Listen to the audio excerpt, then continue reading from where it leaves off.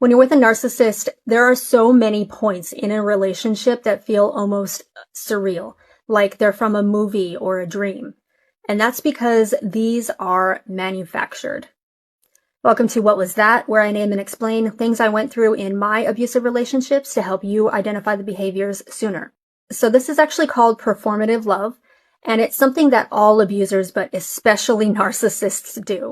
And sometimes these performances feel like a dream because they're almost too good to be true, like they were plucked right out of like fantasies that your mind makes up. And other times they feel surreal because they give you a feeling of like, what is going on? Like these are moments that feel like they're plucked out of a movie, but they don't have any sort of personal connection to you. They're not tailored for you. They don't really take you into account at all. I spoke in an earlier video about this over-the-top proposal at the Space Needle that my ex did for me that was completely wrong for me.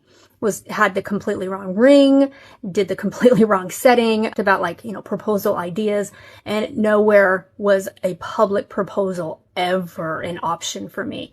And yet, there was this very over-the-top performative proposal at the top of the Space Needle, which again would be perfect for a movie, but had nothing to do with me as a person.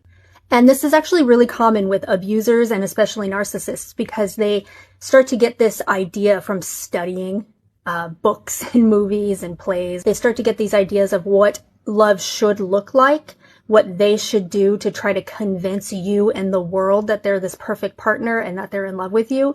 But it doesn't actually come from a place of emotion. It doesn't come from a place of wanting to connect with you on a deeper level. It comes from a place of wanting to be seen as this perfect lover and wanting their image to be intact so that if at any later time you have to call them out or you want to call them out for bad behavior, they can call back all of these public performances that they've put on that make them the perfect partner.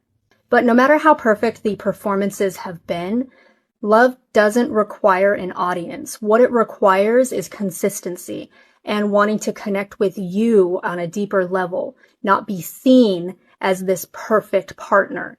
And if that's the key component that's missing in all of these grand gestures, then it's probably just performative love.